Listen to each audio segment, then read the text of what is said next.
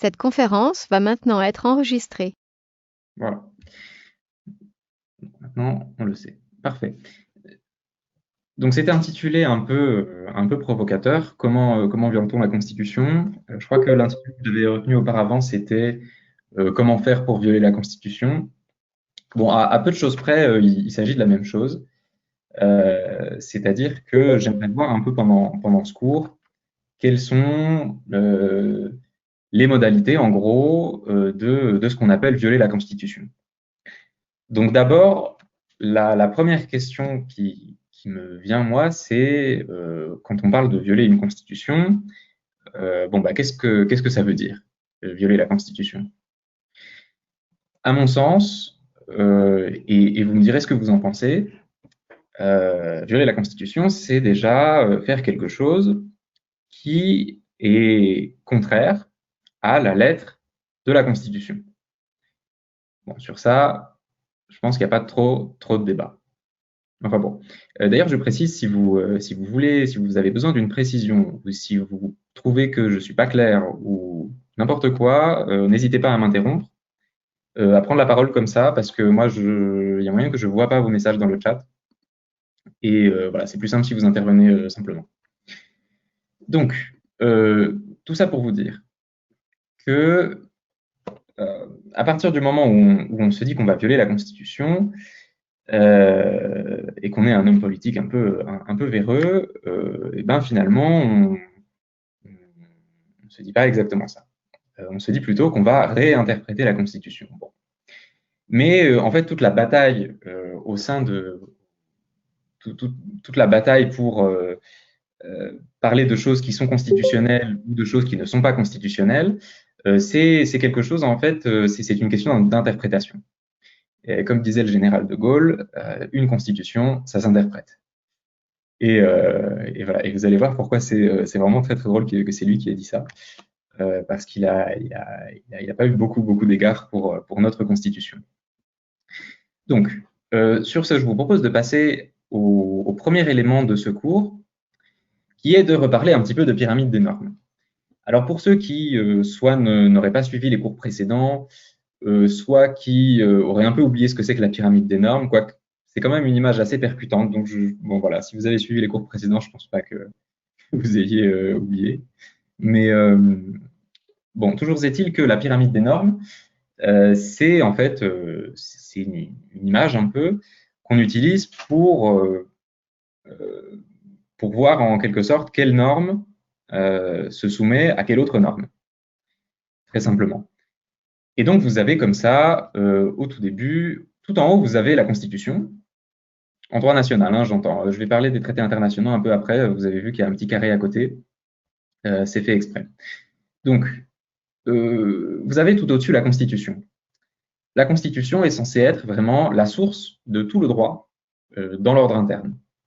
L'ordre interne, ça veut dire l'ensemble des règles qu'il y a à l'intérieur d'un État. Ensuite, juste en dessous, vous avez vu, j'ai mis principe constitutionnel. Alors ça, c'est quelque chose qui est déjà un petit peu plus problématique et je vais vous dire un peu en quoi ça consiste plus en avant dans le cours, donc je ne m'attarde pas trop là-dessus. Mais retenez pour l'instant que ce sont en gros des principes retenus par l'interprète en chef en gros de la Constitution, c'est-à-dire en France le Conseil constitutionnel.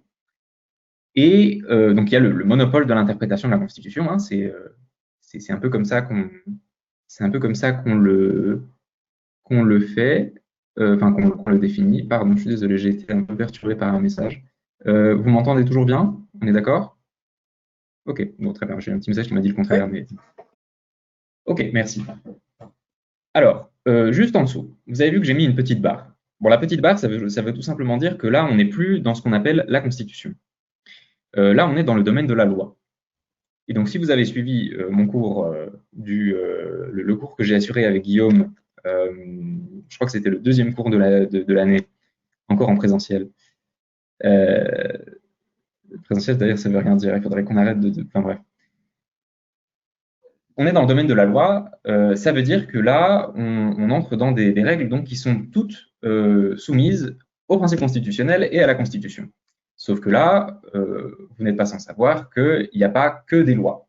il y a des lois de différentes sortes.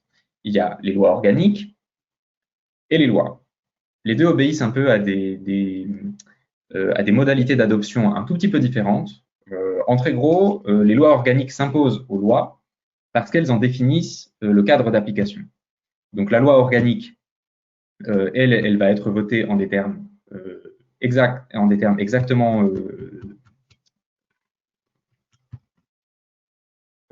doivent être votées dans les mêmes termes dans les mêmes termes par l'Assemblée nationale et le Sénat. Donc là, il n'y a pas de préséance de l'Assemblée nationale, comme c'est le cas pour les lois. Et une fois qu'elles sont votées, on va avoir des lois qui vont se référer à ces lois organiques pour, en gros, les appliquer. Donc, en gros, très simple, très concrètement, une loi organique, ça peut être, par exemple, en 2008, je crois que vous avez eu une loi organique sur l'organisation du Conseil constitutionnel et notamment sur la procédure de QPC. Et je crois bien que juste après, il y a eu des lois qui ont un peu précisé cette chose-là. Non, n'importe quoi. Non, je confonds. Désolé. Donc c'est en 2010 qu'il y a eu une ordonnance organique qui elle-même a porté une loi organique. Voilà. Restons dans la précision. Ensuite, vous avez vu que j'ai mis encore des petits traits, ça veut dire qu'on est encore une fois dans un truc de nature un peu différent. Pas tout à fait, j'aurais pu ne pas en mettre là, mais bon. C'est ce qu'on appelle les principes généraux du droit. Donc les principes généraux du droit, là, c'est vraiment quelque chose, c'est un peu comme les principes constitutionnels, sauf qu'ils sont découverts en général par les juges autres que le juge constitutionnel. Donc, en principe, le Conseil d'État pour le droit public, de le droit administratif, et le Conseil et la Cour de cassation.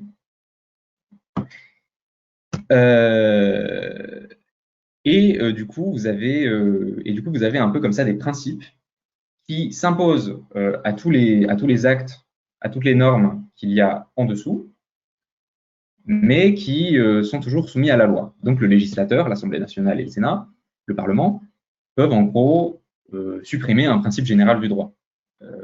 Mais ces principes généraux du droit ne sont pas créés par le législateur. Ce sont des choses qui sont créées par les juges eux-mêmes. Et créées. Alors je dis créé, mais le mot très exact, en fait, c'est découvert. Et oui, le juge découvre des normes parce que dans la tête du juge, en fait, cette norme existait déjà. Donc, il ne fait que la découvrir, puisque lui, qui ne peut pas créer du droit conformément à la Constitution, ne peut pas créer une norme, sauf que dans les faits, il en crée une, hein, qu'on soit bien d'accord. Il la découvre. Le fait est ensuite que vous avez tout ce qui relève du règlement. Donc ça, c'est cette partie-là. Tout ce qui est entre décrets, etc. Bon, j'ai mis etc. parce qu'il y a vraiment beaucoup d'actes différents qui rentrent dans le domaine du règlement. Donc c'est pas la peine de tous les citer. On y aurait encore pour pas mal de temps. Et donc tous ces actes réglementaires, ça a fait l'objet du cours de droit administratif qui a été assuré par Alexandre précédemment. Ce sont des actes qui doivent obéir aux principes généraux du droit, aux lois organiques, aux principes constitutionnels et à la Constitution elle-même. Bon. Et tout en bas de cette pyramide, vous avez en gros les actes de droit privé. Donc les actes de droit privé, très simplement, hein, c'est par exemple, si vous allez demain acheter une baguette de pain chez votre boulanger et que vous remplissez une attestation pour ce faire, hein, soit dit en passant, sauf si vous habitez à la campagne, parce qu'apparemment à la campagne, ça se vérifie pas trop. Enfin bon. Le fait est que vous allez passer un contrat avec le boulanger. Le boulanger vous donne une baguette de pain et vous lui donnez 1 euro. 1,10 € ou voilà, si vous habitez à Paris, 1,20 €, 1,30 €, 10 € même. Non, c'est une blague. Et du coup, le contrat va porter, c'est ce qu'on appelle un contrat synallagmatique. Ça veut dire qu'ils se font sur un accord entre les deux parties. Donc, d'un côté, le boulanger vous dit je te donne une baguette de pain contre 10 €, et de l'autre côté, vous lui dites d'accord, je te donne 10 € pour une baguette de pain. Les deux, vous êtes super d'accord, donc c'est merveilleux. Donc, vous passez un contrat, hop, la vente s'effectue, et vous avez là un acte de droit privé. Et donc voilà, tout ça pour vous dire que des actes de droit privé, il peut y en avoir plein, plein, plein. Vous en faites tous les jours, vous en faites tout le temps. Par exemple, quand vous adhérez à une association, vous faites un acte de droit privé. Quand vous signez un contrat écrit, je veux dire, pareil, vous faites un acte de droit privé. Quand vous achetez quelque chose, vous faites un contrat, donc vous faites un acte de droit privé. Enfin voilà. Et donc, de là, on comprend déjà un petit peu mieux ce que je vous avais mis dans mon mail, dans mon mail un peu mon petit pitch de la séance, qui est que vous-même, dans votre vie quotidienne, il est possible que vous ayez déjà violé la Constitution. Bon, mais sur ça, on n'a toujours pas défini de ce qu'on entendait par Constitution.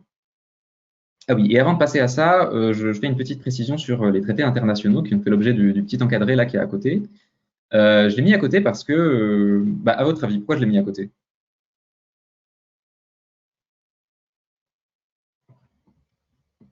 Parce que pour ce qui est de l'ordre de l'international, on ne sait pas si c'est au-dessus de la Constitution ou pas. Voilà, exactement. Donc, quelqu'un de très assidu en cours, merci. On a effectivement une petite incertitude, c'est-à-dire que pour quelqu'un qui est constitutionnaliste, donc quelqu'un qui est spécialiste du droit constitutionnel, et évidemment que les traités internationaux sont en dessous de la Constitution. Rien n'est supérieur à la Constitution. Bon, pour un internationaliste, donc non pas un communiste aguerri, mais un professeur de droit spécialiste du droit international, vous allez évidemment que toute règle de droit interne doit obéir à l'ordonnancement juridique international. Donc, la Constitution française doit obéir par exemple, à la Convention européenne des droits de l'homme, par exemple. Et donc, quand on se place un peu dans une position intermédiaire, en fait, on ne sait pas trop. Une réponse peut-être un peu plus précise, c'est que en fait, dans les faits, même si certains ne l'admettront jamais, dans les faits, quand on adopte un nouveau traité international, je pense par exemple au traité de Lisbonne de 2007. En gros, le traité de Lisbonne, c'est le traité donc, qui fonde l'Union européenne telle qu'on la connaît aujourd'hui. Et en fait, ce traité modifie deux traités précédemment adoptés. Donc, bon, sans rentrer trop dans les détails, ça fait qu'en gros, vous avez deux traités qui régissent le fonctionnement de l'Union européenne. Donc, le traité sur l'Union européenne et le traité sur le fonctionnement de l'Union européenne. Et ces deux traités-là, en fait, à partir du moment où ils sont entrés en vigueur, en France, il a fallu, par exemple, qu'on modifie notre constitution. Donc, pour la mettre en conformité avec ces traités, parce que sinon, en fait, on aurait eu un petit problème, notamment du côté de la souveraineté de la France. Donc tout ça, ça veut dire que dans les faits, quand on ratifie un traité, on modifie la Constitution. Donc, on pourrait dire, tout à fait entre nous, que les traités internationaux sont supérieurs à la Constitution. Mais bon, c'est pas ce que nous disent les livres. Bon, ensuite, on arrive donc sur la Constitution de la Ve République. Bon, avant de partir sur ce que j'ai mis sur la diapositive, je reviens rapidement sur ce que c'est que la Constitution. Donc la Constitution, telle qu'elle a été adoptée en 1958 par le peuple français par référendum, c'est celle de la Ve République. Mais, et si vous avez bien suivi les cours jusqu'à maintenant, vous le savez, la Constitution, ça n'est pas que ça. Et je m'explique. La Constitution, c'est aussi ce qu'on appelle couramment le bloc de constitutionnalité, donc l'ensemble des textes, en gros, qui ont valeur constitutionnelle. Et comment on connaît ces textes-là? On les connaît grâce au préambule de la Constitution de la Ve République, qui fait appel qui mentionne, plus exactement, la Déclaration des droits de l'homme et du citoyen de 1789, le préambule de la Constitution de 1946, la Charte de l'environnement, et c'est tout. Donc, dans le bloc de constitutionnalité, vous avez ces quatre textes. Donc la Constitution, le préambule de la Constitution de 46, la Déclaration des droits de l'homme et du citoyen, et la Charte de l'environnement. Donc, ça veut dire très concrètement que parmi ces 4 textes différents, vous pouvez avoir des règles qui vont s'imposer à tout le reste de l'ordonnancement juridique. Bon, une fois arrivé là, on va se dire oui, d'accord, mais comment se fait-il que, alors même que le texte ne fait que mentionner d'autres textes, on les rattache directement à la Constitution? C'est-à-dire que c'est un peu gros, quoi.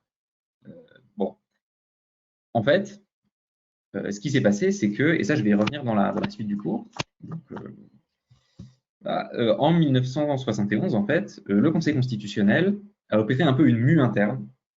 Ça veut dire qu'il est passé d'un organe qui ne contrôlait les lois que à raison de la Constitution, donc la Constitution de 58, hein, j'entends, à un organe qui a pris comme référent pour vérifier la conformité des lois à la Constitution, tous les textes qu'il y avait dans le préambule. Et ça a été un peu une révolution parce que jusqu'alors, le Conseil constitutionnel se l'interdisait absolument. Et du coup, en fait, très concrètement, ça voulait dire qu'on pouvait opposer aux lois que des problèmes, par exemple, de procédure. Par exemple, une loi organique qui, par exemple, en procédure, quand vous êtes au gouvernement, que vous voulez faire adopter une loi organique au Parlement, vous avez besoin de 15 jours d'intervalle. Et ça, notez-le bien parce que ça va servir pour la suite du cours. 15 jours entre la déposition de la loi au bureau de l'Assemblée nationale et la déposition de la loi au bureau du Sénat. Donc il faut cet intervalle parce qu'on estime que sinon en fait ça nuirait à la bonne compréhension du sujet en fait par les parlementaires et que du coup les parlementaires ne pourraient pas véritablement bien réfléchir là-dessus, ce qui veut dire que finalement on aboutirait à une mauvaise loi organique, hein. C'est un peu la raison derrière tout ça. Donc ça, c'est une règle de procédure qui est très importante et qui, par exemple, était déjà contrôlée avant 1971. Après 1971, ce qui arrive, c'est que vous avez toutes les règles contenues dans la Déclaration des droits de l'homme et du citoyen, comme par exemple le droit de propriété, l'égalité entre les hommes, enfin, l'égalité entre tous les citoyens plutôt, plus exactement. La liberté, alors non, la liberté d'association, ça n'en fait pas partie. Mais voilà, mais par exemple, l'indemnisation, lorsque vous faites l'objet d'une expropriation, par exemple, vous avez un préfet qui veut construire une autoroute sur votre territoire, très concrètement, si votre maison est au milieu, et plus, en général, c'est plutôt des fermes, enfin des exploitations agricoles, qu'est-ce qui se passe? Le préfet prend une déclaration d'utilité publique, ça veut dire qu'il déclare ce terrain d'utilité publique, et du coup, il est fondé à alors non pas à vous le racheter, mais plutôt à vous le prendre et à vous verser une indemnisation. Une indemnité plutôt. L'indemnisation, c'est le mot générique, et l'indemnité, c'est le montant en fait qu'on vous verse contre ce terrain. Du coup, le fait de vous faire indemniser, ça c'est un principe constitutionnel. Si vous ne vous faites pas indemniser, c'est très mal et il faut aller vite devant un juge. Bon, du coup, j'en viens du coup au sujet qui me tient un peu plus à cœur là dans ce cours, qui est celui de vous expliquer en gros comment la Constitution a été violée depuis 1958 jusqu'à nos jours. Et elle est, pour ainsi dire, dans une contradiction perpétuelle. Ça veut dire que, en fait, elle est constamment dans la pratique qu'on a en gros des pouvoirs publics est constamment contraire en fait à la Constitution. Enfin, en tout cas, c'est un point de vue qu'on pourrait avoir. Pourquoi? Parce que dès 1960, vous avez le général de Gaulle qui fait passer un référendum. Et ce référendum, il vise à introduire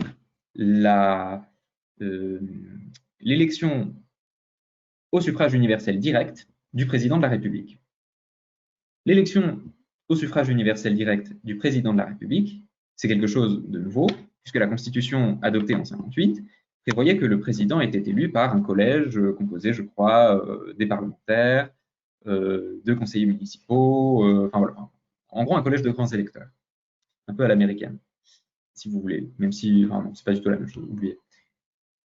Du coup, ça veut dire que De Gaulle, qui en 1960 fait passer sa réforme,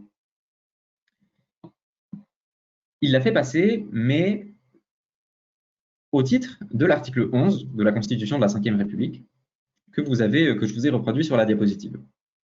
Donc, si vous lisez la diapositive, vous avez article 11. Le président de la République, sur proposition du gouvernement pendant la durée des sessions ou sur proposition conjointe des deux assemblées, publiée au journal officiel, peut soumettre au référendum tout projet de loi portant sur l'organisation des pouvoirs publics, sur des réformes relatives à la politique économique, sociale ou environnementale de la nation et aux services publics qui y concourent, ou tendant à autoriser la ratification d'un traité qui, sans être contraire à la Constitution, aurait des incidences sur le fonctionnement des institutions. Donc, pourquoi cette petite précision qui, sans être contraire à la Constitution, parce qu'un traité ne peut pas être contraire à la Constitution. Évidemment, hein, dans la droite ligne de ce que je vous ai dit précédemment. Du coup, ça veut dire que du moment que le président entend porter une réforme, il peut la soumettre, mais seulement si le gouvernement lui en a fait la proposition et pendant la durée des sessions des deux assemblées. Donc c'est déjà des restrictions qui sont assez, bon, qui sont pas très très importantes, mais qui sont là, donc à noter. D'accord. Et du coup, sur ça, je vous dis que De Gaulle s'est fondé sur l'article 11 de la Constitution pour réformer la Constitution. À mon avis, il y a un petit problème. Pourquoi? Parce que la procédure du référendum, elle est prévue non seulement par l'article 11, mais aussi par l'article 89, qui, comme vous le remarquerez, puisqu'il est juste en dessous, parle directement de révision de la Constitution. Là où l'article 11 ne parle que de projet de loi, donc attention, très important, projet de loi portant sur l'organisation des pouvoirs publics. Un projet de loi, c'est un projet de loi. C'est-à-dire qu'il est, si je reviens à ma diapositive précédente, il est là. Il est vraiment entre,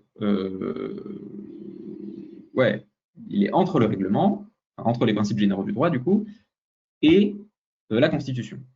Donc, projet de loi, c'est projet de loi. Article 89, l'initiative de la révision de la Constitution, donc là, on ne parle plus de projet de loi, appartient concurremment au président de la République, sur proposition du Premier ministre et aux membres du Parlement. Alors, sur proposition du Premier ministre, point, et aux membres du Parlement. Le projet ou la proposition de révision doit être examiné dans les conditions de délai fixées au troisième alinéa de l'article 42 et voté par les deux assemblées en termes identiques. La révision est définitive après avoir été approuvée par référendum. Donc, vous voyez là que vous avez une procédure qui est vraiment plus lourde. Le projet ou la proposition de révision doit être examiné dans des conditions de délai fixées à l'article 42. Donc, bon, en gros, vous avez des délais, hein, c'est pas très important. Et voté par les deux assemblées en termes identiques. Donc ça veut dire que, et c'est très important en termes identiques, parce que ça veut dire que contrairement aux lois ordinaires, vous n'avez pas de préséance d'une assemblée sur l'autre. Donc, en gros, le Sénat peut mettre son veto à l'adoption de la Constitution. C'est pour ça d'ailleurs qu'aujourd'hui, par exemple, enfin aujourd'hui, avant le Covid,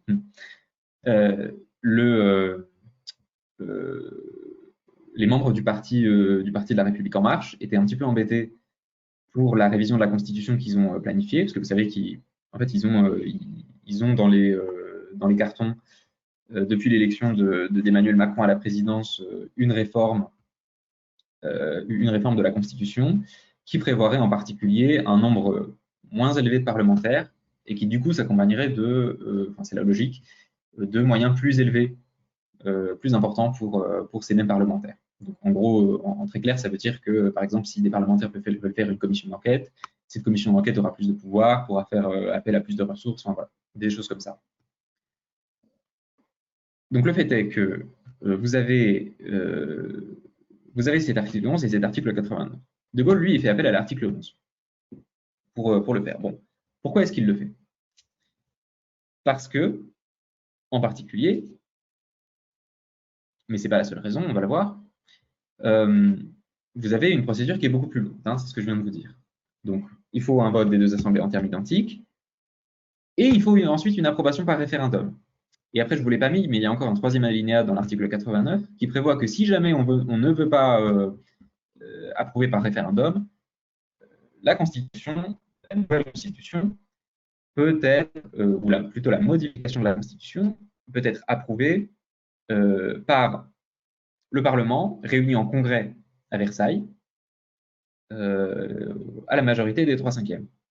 Donc, majorité qualifiée au Parlement qui, pour l'occasion, est réunie en une seule chambre. Bon, mais à la limite, ça, à la limite, De Gaulle, ça ne l'aurait pas vraiment embêté. Ce qui l'a vraiment embêté, en fait, c'est plutôt ça. C'est le contreseing. Donc le contreseing, qu'est-ce que ça veut dire? Déjà, le terme contreseing, ça veut dire tout simplement le fait d'apposer sa signature sur un document pour en fait l'authentifier. Au départ, le contreseing, ça s'utilisait dans l'Ancien Régime et c'était une manière pour un ministre ou pour un intendant d'authentifier un acte émis par le pouvoir royal. Et donc, vous avez comme ça le pouvoir royal qui, par exemple, le roi, hein, typiquement, qui disait, qui édictait qui faisait un édit, par exemple, et à la fin de cet édit, il y avait sa signature, hein, Louis, qui, soit dit en passant, était en général apposé non pas par lui-même, mais par un secrétaire. Ils avaient toute une horde en fait de gens qui faisaient ça à leur place. Enfin, bref. Le fait est que du coup ensuite, ça passait par un ministre. Le ministre prenait l'acte, il le contresignait, parce que c'était à lui de se charger de l'exécution. Et à partir du moment où il y avait le contreseing du ministre et le contreseing du roi, on était sûr que c'était bien un acte royal. Voilà. Aujourd'hui, depuis la fin de l'Ancien Régime, le contreseing, ça a pris en fait un peu une autre tournure, c'est-à-dire que le contreseing, ça a davantage pris le sens d'une autorisation. C'est-à-dire que le président peut faire tout ce qu'il veut, mais à partir du moment où il n'a pas le contreseing des institutions qui sont prévues par la Constitution, cet acte n'est pas valable. Et donc j'en viens à mon article 19. Les actes du président de la République, autres que ceux prévus aux articles 8, parenthèse premier alinéa, 11, 12, 16, 18, 54, 56 et 61, sont contresignés par le Premier ministre et, le cas échéant, par les ministres responsables. Du coup, en toute logique, d'après ce que je vous ai dit, il est assez logique de se dire que tous les actes du président de la République, sauf les actes prévus aux articles 8, 11, etc., sont des actes soumis à l'approbation du Premier ministre. Et ça, c'est fondamental. C'est fondamental et on le comprend plutôt bien parce que quand on met en regard l'article 8, parce que vous avez là un très bon exemple en fait de ce à quoi sert le contreseing. Premier alinéa de l'article 8, vous avez le président de la République nomme le Premier ministre. Il met fin à ses fonctions sur présentation par celui-ci de la démission du gouvernement. Bon, là, typiquement, c'est assez normal qu'on n'ait pas besoin de contreseing pour le premier alinéa. De fait, s'il n'y a pas encore de Premier ministre, on ne va pas demander au Premier ministre de contresigner un acte du président de la République. C'est assez logique. On verra mal, voilà, ou alors il faudrait qu'il se dédouble, enfin bref, je ne sais pas. Deuxième alinéa, donc qui n'est pas dépourvu de l'obligation de contreseing, très important. Hein, l'article 19 est formel. Article 8, parenthèse, premier alinéa. Donc, deuxième alinéa, sur proposition du Premier ministre, il nomme les autres membres du gouvernement et met fin à leurs fonctions. Donc ça veut dire quoi? Ça veut dire que c'est dans les faits le Premier ministre qui nomme les autres membres du gouvernement et qui met fin à leurs fonctions. Mais comme c'est un acte, le président est placé au sommet de l'État, c'est lui qui formellement doit avoir émis cet acte. Mais voilà, faire bien attention au pouvoir de contreseing. Et donc vous avez parmi ces actes du président de la République qui ne sont pas soumis au contreseing, vous avez l'article 11. L'article 11 qui, je vous le rappelle, est celui-ci, qui nous parle un peu du référendum. Et parmi les actes qui sont soumis au contreseing, vous avez, en toute logique, l'article 89. Donc, l'article qui permet le changement de la Constitution. Et donc, je reviens à ma question du début. Pourquoi De Gaulle a choisi de prendre l'article 11 et non pas l'article 89 pour réformer la Constitution? Parce qu'avec l'article 89, il avait besoin de l'autorisation de son Premier ministre. Et il avait besoin et il avait besoin du Premier ministre et du Parlement, et etc., etc. Donc, quelque chose qui dans la tête de Gaulle était visiblement un peu compliqué. Et donc, finalement, il s'est dit, bon, bah, vous savez quoi, au pire, moi, je prends mon article 11 et je fais comme je veux. Bon. Et le fait est qu'il l'a fait. Et là, vous allez me dire, bon, bah, et le Conseil constitutionnel, bah, il a dit quoi? Parce que bon, il est quand même censé contrôler ce genre de choses.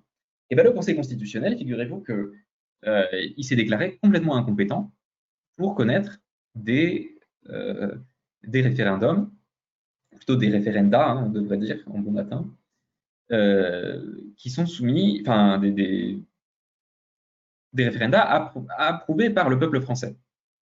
Donc, pour le Conseil constitutionnel, à partir du moment où le peuple français s'est exprimé directement, il n'y a pas lieu de contrôler. Et ça, c'est une jurisprudence, donc une décision, disons,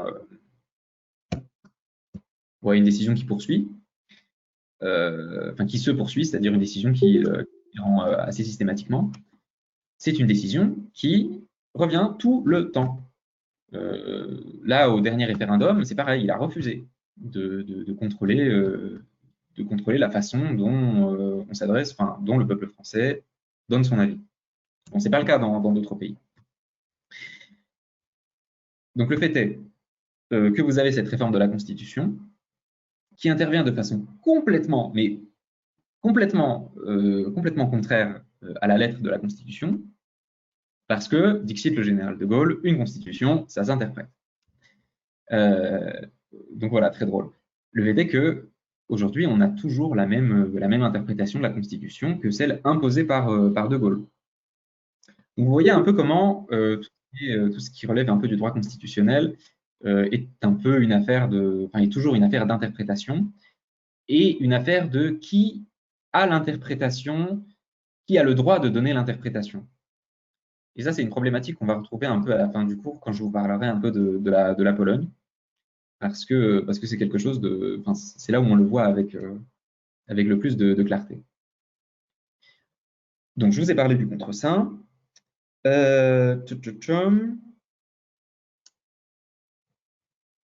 Donc voilà, cet article 19, c'est vraiment la clé de voûte, si vous voulez, de toute cette histoire de pouvoir. Donc ça, je vous en ai parlé, ça aussi. Bon, et aujourd'hui, du coup, on a en général l'idée selon laquelle, quand le président se fait élire sur programme, il s'engage à mettre en place toute une série de réformes. Et du coup, question, à ce titre, est-ce que la mise en place de toute cette série de réformes est quelque chose qui, normalement, devrait relever du président? Bon, la réponse, vous commencez à vous en douter, c'est non. Pourquoi? Alors, parce que vous avez, par exemple, à ce titre, je crois que c'est la diapo suivante, voilà, l'article 5. Article 5, le président de la République veille au respect de la Constitution. Il assure par son arbitrage le fonctionnement régulier des pouvoirs publics ainsi que la continuité de l'État. Il est le garant de l'indépendance nationale, de l'intégrité du territoire et du respect des traités. Et pardon, c'est De Gaulle qui parle à travers sa Constitution. Donc finalement, vous avez ce rôle du président qui, si on lit un peu la lettre de cet article 5, est un rôle qui est tout à fait de cérémonie, en quelque sorte, d'apparat, enfin, pas exactement d'apparat, mais enfin bref, il est là parce qu'il faut bien un chef de l'État. Et un chef de l'État avec une certaine légitimité démocratique a fortiori. Donc, bon. Mais son rôle, c'est vraiment celui d'un arbitre. Donc de quelqu'un qui, par exemple, le jour où un Premier ministre se sent pousser des ailes et va commencer à juger des affaires lui-même, bon bah là, typiquement, hein, le président de la République pourrait essayer d'intervenir pour faire quelque chose. Je pense que c'est comme ça en fait que De Gaulle l'a expliqué au comité consultatif constitutionnel qui, à la fin de la 4e République, en fait, a été constitué pour réformer pour créer cette nouvelle République. Et donc, en fait, il a auditionné de nombreuses personnalités, notamment le général de Gaulle, notamment Michel Debré. Michel Debré, ensuite, qui est devenu un peu le bras droit, enfin, qui était le bras droit de Charles de Gaulle, qui est ensuite devenu son Premier ministre, puis qui a été nommé au Conseil constitutionnel. Et c'est lui d'ailleurs qui a eu l'idée en fait de mettre en place ce Conseil constitutionnel. Donc voilà. Donc ce comité consultatif constitutionnel, CCC, hein, on va l'abréger comme ça par la suite. Il a tenu des auditions, et pendant ces auditions, on demande à Charles de Gaulle, qu'est-ce que ça veut dire ça? Il assure par son arbitrage le fonctionnement régulier des pouvoirs publics. Et Charles de Gaulle répond, bah, c'est un arbitre. Il est là pour faire en sorte que tout se passe bien dans l'État. Mais il n'intervient pas dans le gouvernement stricto sensu. Bon, le fait est qu'une fois élu, il a un peu oublié, ou alors il a menti. Mais imagine-t-on le général de Gaulle mentir? C'est une autre histoire. Et du coup, ça, vous le mettez un peu en relation avec l'article 21. Le Premier ministre dirige l'action du gouvernement. Il est responsable de la défense nationale. Il assure l'exécution des lois. Sous réserve des dispositions de l'article 13, il exerce le pouvoir réglementaire et nomme aux emplois civils et militaires. Ça veut dire quoi? Ça veut dire que le Premier ministre est celui qui prend les décisions. Hein, il dirige l'action du gouvernement. C'est lui le responsable de la défense nationale. Alors même que vous avez un autre article un peu avant qui vous dit que le président de la République est le chef des armées. Donc oui, c'est le chef des armées, mais celui qui assure la défense nationale, c'est le Premier ministre.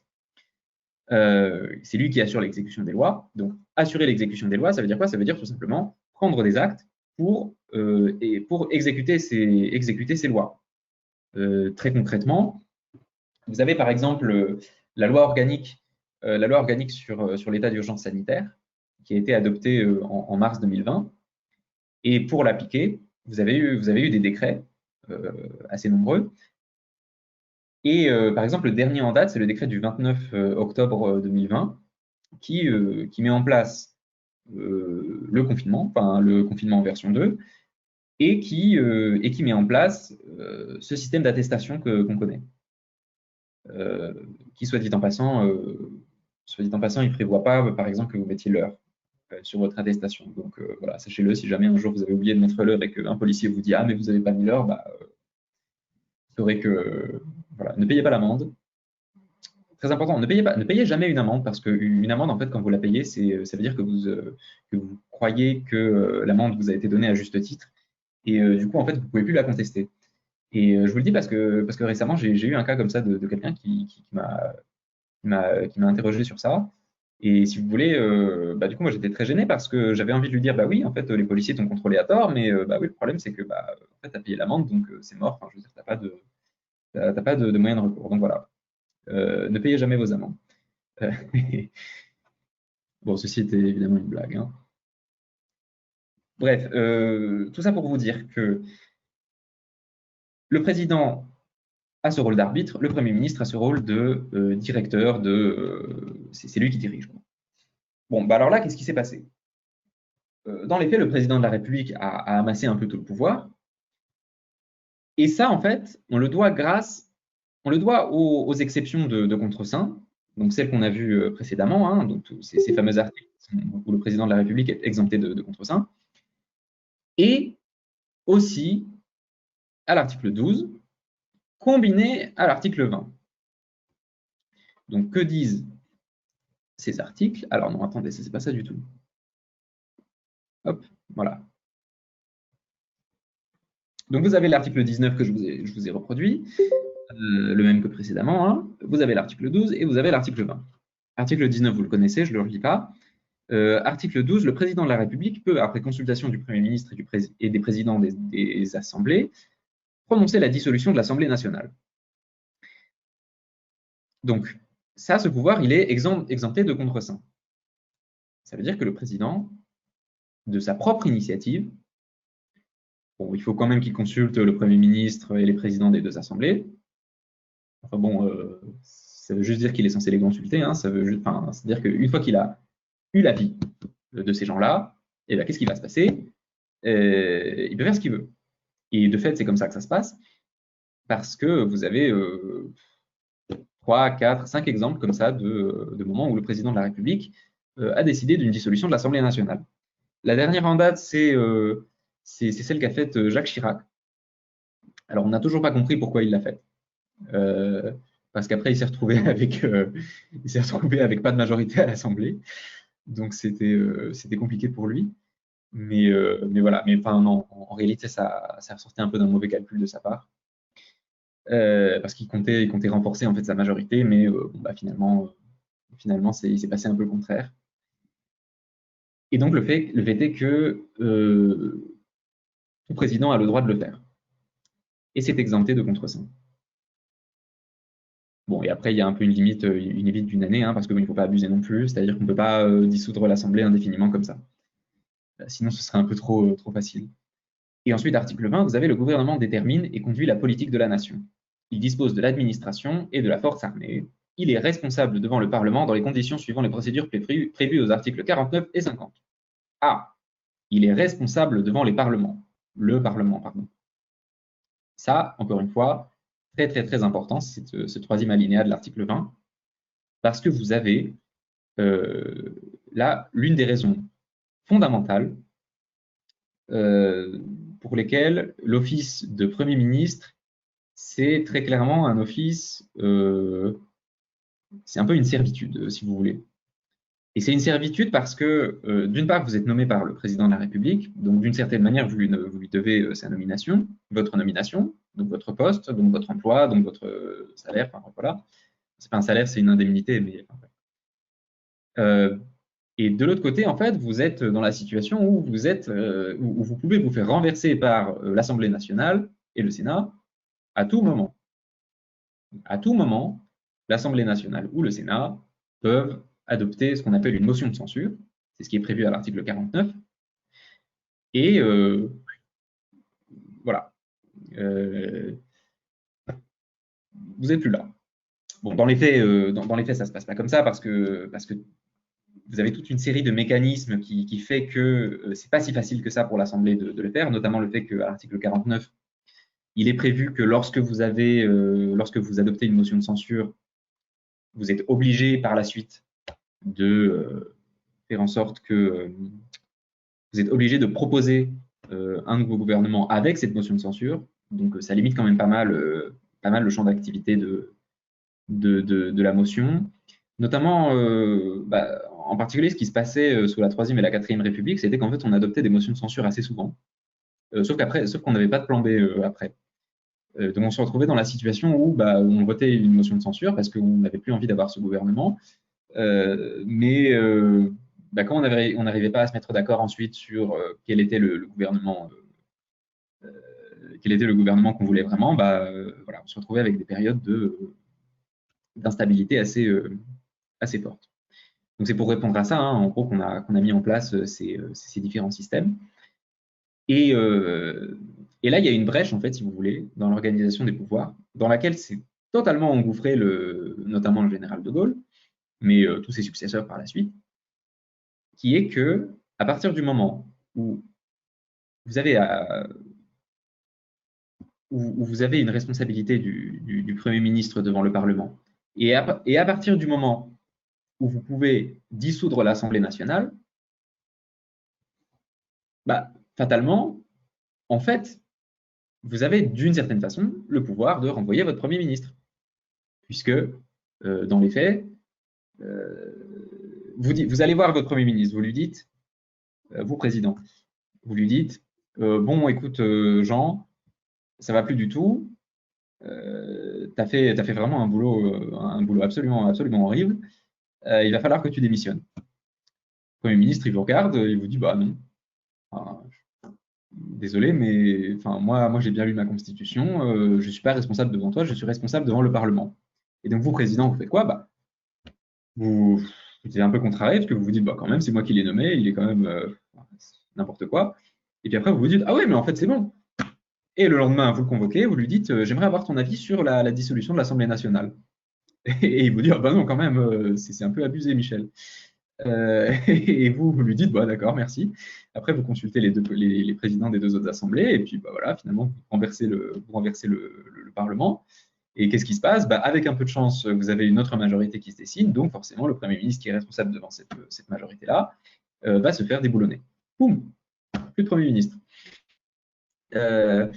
Et c'est un peu le calcul qu'a fait De Gaulle dès le début, qu'il a très bien expliqué à Michel Debré, que Michel Debré a très bien compris, ce qui a fait en fait que, bah, du coup, il n'y a jamais vraiment eu d'opposition entre Premier ministre et Président, sauf dans les cas de cohabitation, où là on est dans un cas un peu plus particulier.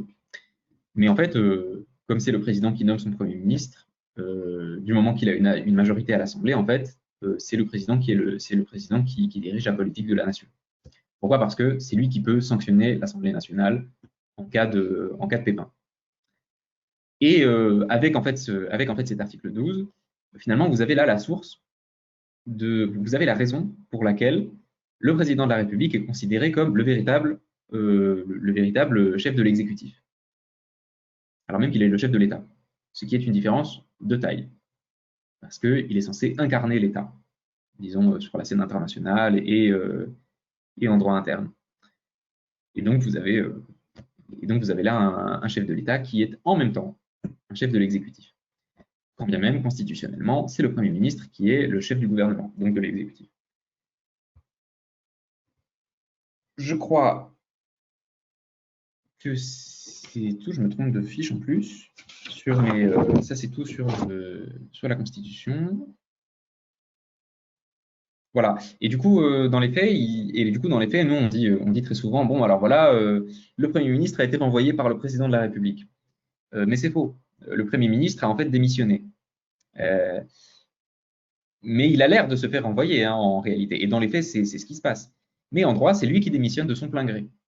Donc c'est lui qui adresse une lettre au président de la République et lui dit je démissionne de mes fonctions. Et en fait, ce qui se passe, je crois, depuis Mitterrand, voire avant, je ne suis pas tout à fait sûr. En tout cas, il y a une légende qui dit que depuis les années Mitterrand, le Premier ministre, dès sa nomination, la première chose qu'il fait, c'est qu'il écrit une lettre de démission non datée, signée, qu'il donne au président. Le président, il la range dans son tiroir. Et le jour où il veut renvoyer son Premier ministre, il ressort la démission, il met la date, et c'est bon. C'est parti. Et du coup, vous avez comme ça une pratique en fait qui est totalement dérogatoire par rapport à la lettre de la Constitution, mais quelque chose qui se fait quand même. Donc voilà, donc ça c'était pourquoi les pouvoirs publics violent systématiquement et de façon tout à fait constante depuis 1960 au moins la Constitution. Donc, merveilleux. Et du coup là vous me direz, mais comment se fait-il que le Conseil constitutionnel n'ait rien fait? Pourquoi le Conseil constitutionnel ne bouge pas? Pourtant il est là, c'est lui le gardien de la Constitution. C'est la Constitution nous le dit.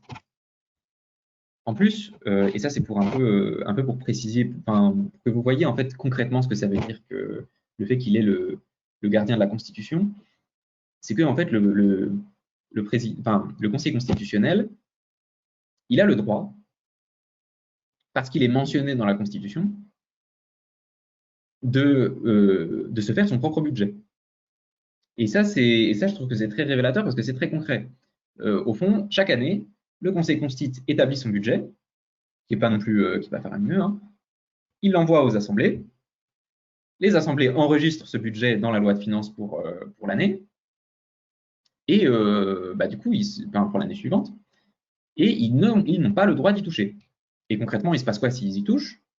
Ça veut dire que de toute façon, cette loi passe devant le Conseil constitutionnel. C'est le cas de toutes les lois de finances pour l'année qui suit. Le Conseil constitutionnel dit « Ah non, cet article-là, ça ne va pas du tout ». Et il la renvoie. Et tant que c'est pas adopté, tant que c'est pas adopté dans les termes que le Conseil constitutionnel l'a voulu, simplement ça ne passe pas. Et donc, comment se fait-il que le Conseil constitutionnel, malgré son statut, malgré son pouvoir, n'ait rien fait? Eh bien, comme je vous l'ai dit, il ne s'est réveillé véritablement alors bon, j'ai mis dans mes notes son asservissement, mais c'est un peu fort.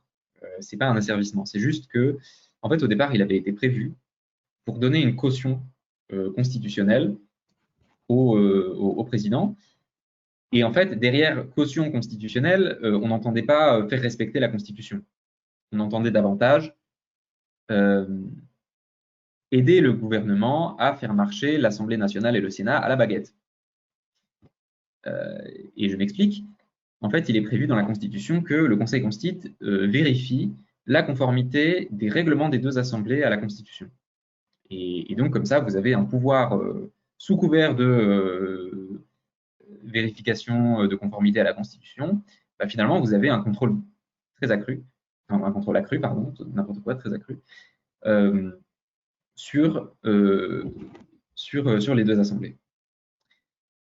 Et pourquoi est-ce qu'on a rejeté dans le préambule tout ce qui était Déclaration des droits de l'homme, préambule de 1946, de la Constitution de 46, etc. Justement parce qu'on se disait, mais absolument pas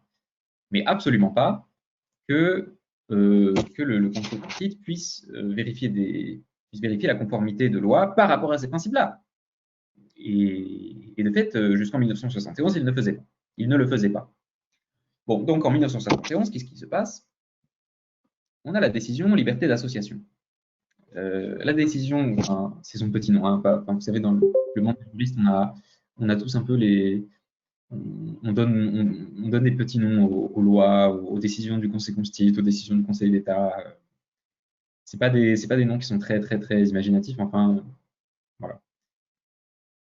Donc cette décision du 16 juillet 1971, elle est la suivante. Et là, je vous ai reproduit en fait le texte dans son intégralité.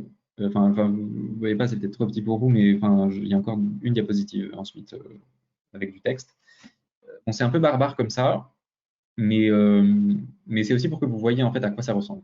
Une décision du Conseil constitutionnel. Parce que en fait, si, disons qu'en tant que citoyen, moi je trouve ça important de savoir, de voir un jour dans sa vie à quoi correspond une décision du Conseil constitutionnel. Ne serait-ce que pour avoir un peu une idée de quoi ça parle. Donc vous avez le Conseil constitutionnel saisi le 1er juillet 1971, etc. Donc ça, c'est ce premier paragraphe, c'est le Conseil constitutionnel qui rappelle la procédure qui a suivi à sa saisine. C'est important parce que avec ce paragraphe, on sait si le Conseil constitutionnel a été saisi de façon, disons, alors s'il répondait finalement à une saisine obligatoire, et ça c'est voilà, par exemple, toutes les lois organiques doivent passer devant le Conseil constitutionnel, de même que les règlements des assemblées, ou alors si c'est une saisine facultative. Donc, est-ce que en fait le Conseil constitutionnel a été saisi par exemple, le président du Sénat ou par le président de l'Assemblée nationale? Et donc là, vous avez le président du Sénat qui a saisi le Conseil constitutionnel. Et d'ailleurs, je précise qu'en 1974, la saisine du Conseil constitutionnel a été élargie à 60 députés ou 60 sénateurs. Et avant, il n'en avait pas le droit. Donc ça veut dire très clairement que l'opposition, à partir de 1974, a le droit de saisir le Conseil constitutionnel. Et ça, c'est une grande révolution parce que ça va permettre au Conseil constitutionnel de donner son avis, de beaucoup plus donner son avis en fait, sur les lois qui passent devant lui. Et donc, et avant, en fait, l'opposition avait le pouvoir de le saisir, mais seulement par le biais du président du Sénat. C'est ce qui s'est passé cette fois-ci. Et ensuite, vous avez ce qu'on appelle les visas. Donc, c'est partout où il y a marqué vu la Constitution, notamment son préambule, vu l'ordonnance, nanana, vu la loi, vu ça, ce sont tous les textes sur lesquels s'est fondé le Conseil constitutionnel pour prendre sa décision. Pareil, c'est très important, mais je ne vous dis pas tout de suite pourquoi, parce que il y a un truc assez... enfin, ça relève pas mal du détail. Ensuite, vous avez ce qu'on appelle les considérants, très original, vous l'aurez remarqué. Pourquoi? Parce qu'en fait, chaque paragraphe commence par le nom considérant. Et là, attention, faites bien attention au mode de rédaction de cette décision, parce que en fait, c'est comme ça que sont rédigées toutes les décisions des juridictions françaises, au moins jusqu'aux années 2010. À partir des années 2010, vous avez une réforme qui commence à se mettre en place, notamment sous l'initiative du Conseil d'État, qui, au lieu d'écrire considérant, virgule, nanana, considérant, considérant, considérant, et en gros, ne jamais terminer la phrase, et vous regarderez, il n'y a pas un seul point là dans tout ce dans ce que je vous ai mis sur la diapositive. Il n'y a que des points-virgules. En fait, les points-virgules font office de points si vous voulez vous faciliter la lecture. Et du coup, les considérant que, vous pouvez les enlever et ça vous fait des phrases simples. Donc, en clair, là, le Conseil constitutionnel explique comment il a fait pour prendre sa décision. C'est vraiment le corps de la décision, hein. Vous avez ça et finalement, vous savez ce que le Conseil constitutionnel a décidé. Et donc, vous avez par exemple un rappel donc, de la procédure. Considérant que la loi déférée à l'examen du Conseil constitutionnel a été soumise au vote des deux assemblées, dans le respect d'une des procédures prévues par la Constitution, au cours de la session du Parlement ouverte le 2 avril 1971. Ensuite, considérant qu'au nombre des principes fondamentaux reconnus par les lois de la République et solennellement réaffirmés dans le préambule de la Constitution, il y a lieu de ranger le principe de la liberté d'association, que ce principe est à la base des dispositions générales de la loi du 1er juillet 1901 relative au contrat d'association, qu'en vertu de ce principe, les associations se constituent librement et peuvent être rendues publiques, etc. Bon, je saute. 3. Considérant que si rien n'est changé en ce qui concerne la constitution même des associations non déclarées, les dispositions de l'article 3, donc là, vous avez vu, hein, au début, premier paragraphe, procédure, deuxième paragraphe, rappel de la Constitution, donc ce que dit la Constitution, hein, très clairement, les normes qu'il s'apprête à appliquer. 3. La loi, donc la norme qu'il va contrôler en conformité par rapport à la Constitution. Donc c'est la loi, l'article 3 de la loi, hein, dont le texte est avant sa promulgation soumis au Conseil constitutionnel. Et on vous dit en gros que en fait, ce texte avait pour effet ou pour objet de soumettre toute déclaration d'association à un contrôle préalable par l'autorité judiciaire. L'autorité judiciaire, ça veut dire le juge, tout simplement. Le juge, l'ordre judiciaire, tout en haut duquel se situe la Cour de cassation. Hein, parce que vous savez que dans l'ordre juridictionnel français, vous avez deux ordres juridictionnels français. Vous avez la Cour de cassation, enfin, vous avez l'ordre judiciaire et l'ordre administratif. L'ordre judiciaire, au sommet duquel se trouve la Cour de cassation, l'ordre administratif, au sommet duquel se trouve le Conseil d'État. Donc là, on vous parle de l'ordre judiciaire. 4. Considérant dès lors qu'il est lieu de déclarer non conforme à la Constitution les dispositions de l'article 3 de la loi soumise à l'examen du Conseil constitutionnel, complétant l'article 7 de la loi du 1er juillet, etc. Ça, c'est la conclusion. Donc, vous aviez 2 normes de base, 3 normes contrôlées par rapport à la norme de base, 4 conclusion. Ah bah du coup, c'est pas conforme. Hein, résumé comme ça. Bon, ensuite, paragraphe 5. Considérant qu'il ne résulte ni du texte dont il s'agit tel qu'il a été rédigé et adopté, ni des débats auxquels la discussion du projet de loi a donné lieu avant le Parlement, que les dispositions précitées sont inséparables de l'ensemble du texte de la loi soumise au Conseil. Et ça, c'est un peu un obiter dictum. Obiter dictum, ça veut dire, en latin, dit au passage. Donc, c'est un peu ce qui est dit c'est un peu ce qui n'a pas vraiment trait au jugement lui-même, enfin à l'affaire elle-même, mais qui s'y rapporte un petit peu, donc le juge le dit quand même parce que voilà, c'est son avis. Et donc ça veut dire en gros ce paragraphe 5 que comme ces dispositions qui font l'objet du contrôle sont inséparables de l'ensemble des autres dispositions, ça veut dire très concrètement que le Conseil constitutionnel va censurer toute la loi. Parce que oui, en effet, le Conseil constitutionnel peut ne censurer que certains articles. Et là, il nous dit très clairement, bon là c'est tellement l'objet de la loi, si vous voulez, que je ne peux pas faire autrement que censurer toute la loi. Et paragraphe 6, considérant enfin que les autres dispositions de ce texte ne sont contraires à aucune disposition de la Constitution, ça veut dire que oui, effectivement, les autres ne sont pas tout à fait celles-ci, mais que voilà. Donc c'est un peu la conclusion, si vous voulez, de toute cette partie. Bon, et à la fin, vous avez écrit décide en lettres majuscules, et ensuite vous avez article 1, tel article, tel article, tel article sont déclarés contraires à la Constitution, et ensuite article 2, je crois, communication sera faite je crois, au président de la République ou au Premier ministre, quelque chose comme ça. Bon, je reviens à... Oula, zut, je suis parti trop loin. Je reviens du coup au début de cette décision. Bon, dans mon mail d'hier, je vous avais dit si vous êtes curieux, regardez un peu cette décision et dites-moi si vous y voyez quelque chose de curieux. Alors, est-ce que quelqu'un y a vu quelque chose de curieux? C'est pas grave, hein, sinon, je demande quand même.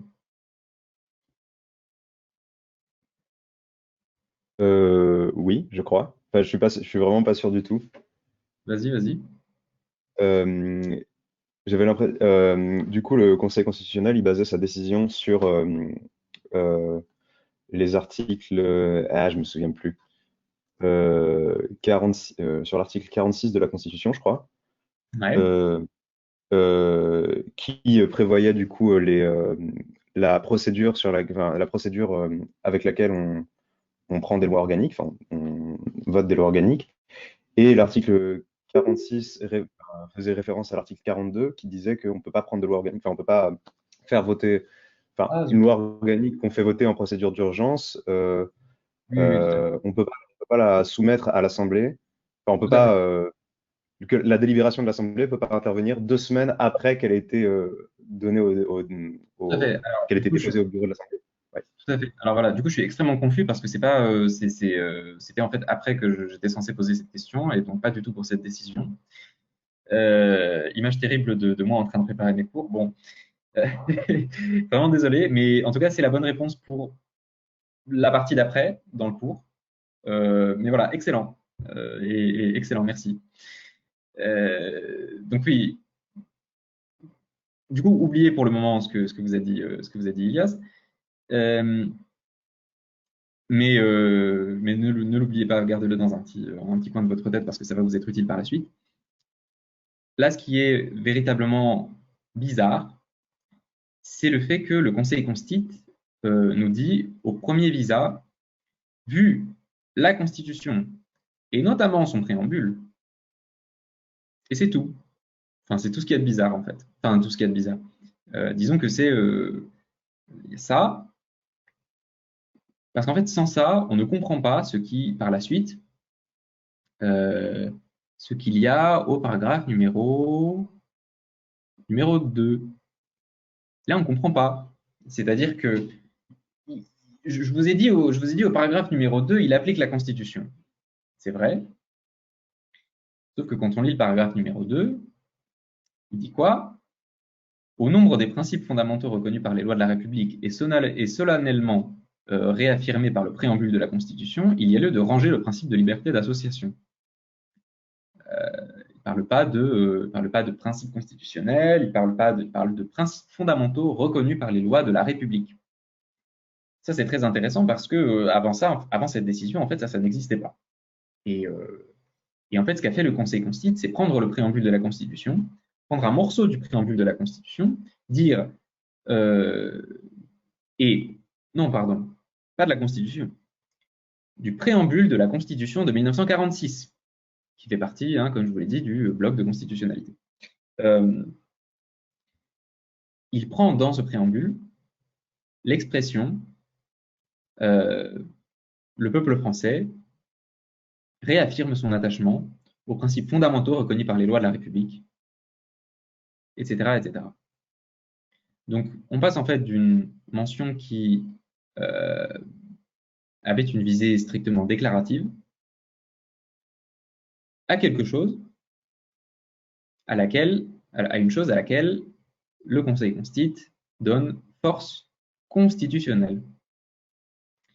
Et donc, c'est quoi des principes fondamentaux reconnus par les lois de la République? Ce sont des principes,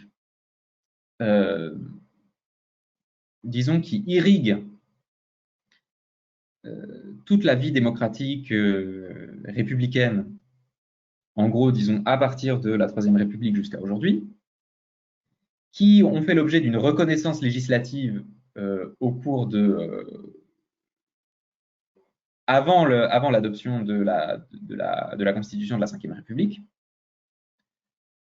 mais qui, pour le moment, ne sont pas dans le texte même de la Constitution.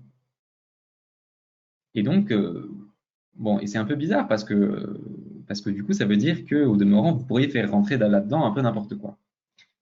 Bon, et du coup, par exemple, au moment du mariage, au moment de la mise en place du mariage entre personnes de même sexe, ce qui s'est passé, c'est qu'il y a des députés qui se sont dit, bah tiens, on va contester la loi avant qu'elle soit publiée, avant qu'elle soit adoptée. Enfin, non, pardon.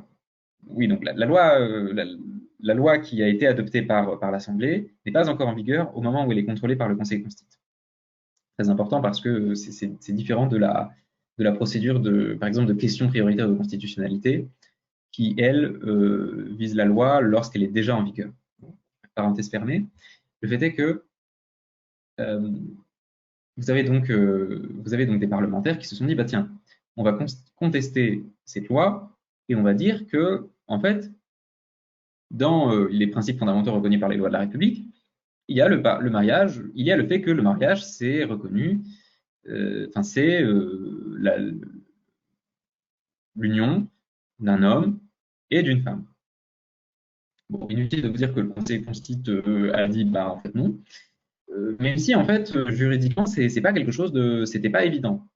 Parce qu'en fait, ça cochait toutes les cases, si vous voulez, le principe du mariage entre personnes de sexe opposé. Pourquoi? Parce que c'est quelque chose qui a fait l'objet de mesures législatives au cours de la République, qui n'a pas changé depuis, qui n'a pas été reconnu par la Constitution. Donc voilà, au demeurant, si on avait eu un Conseil constitutionnel bien plus conservateur, bon, ça aurait pu passer. Donc tout ça pour vous dire que les principes fondamentaux reconnus par les lois de la République, c'est une arme que s'est auto-attribué en quelque sorte le Conseil constitutionnel en 1971, mais qui répond en fait à un manque. C'est-à-dire qu'on ne lui a pas donné les pouvoirs en 1958 de mettre en place un contrôle efficace en prenant en compte les droits et libertés par exemple, ceux qui existent dans la Déclaration des droits de l'homme et du citoyen. Donc, que fait le Conseil constitutionnel? Il donne valeur constitutionnelle à son préambule et donc à tous les textes qu'il y a à côté. Finalement, très important de regarder les visas, hein, parce que bon, c'est vrai qu'on même quand on fait des études de droit, hein, on regarde les visas et puis on se dit oui, bon, d'accord, il a vu ces textes-là, ok, mais bon, ce qui est important, c'est après. Et en fait, non, très souvent, enfin, c'est comme ça, c'est dans les visas qu'on voit les choses très importantes. Donc, bon, du coup, vous avez ça. Et là, donc très récemment, effectivement, le Conseil constitutionnel s'est mis à faire des choses un peu limites. Ah oui, tiens, ça c'était la suite en fait de ce que je vous avais de la décision. Bon bah voilà, enfin, voilà, vous avez exactement ce que je vous avais dit après. Donc ensuite, voilà, ça c'est les textes qui sont rattachés hein, à la Constitution. Donc la Déclaration des droits de l'homme, le préambule de la Constitution, la Charte de l'environnement, la Constitution de la 5e. Donc je passe. le préambule de la Constitution. Alors, c'est super. J'étais persuadé de ne pas l'avoir mis. Donc, vous avez le peuple français proclame solennellement son attachement aux droits de l'homme et aux principes de la souveraineté nationale tels qu'ils ont été définis dans la déclaration de 89, confirmés et complétés par le préambule de la Constitution, ainsi qu'aux droits et devoirs définis dans la Charte de l'environnement. Donc voilà, cet attachement. Donc. Ensuite, le Conseil constitue aujourd'hui, et j'en viens à la question que je vous avais en fait posée, qui n'était pas donc ne portait pas sur l'autre décision, mais bien celle-ci.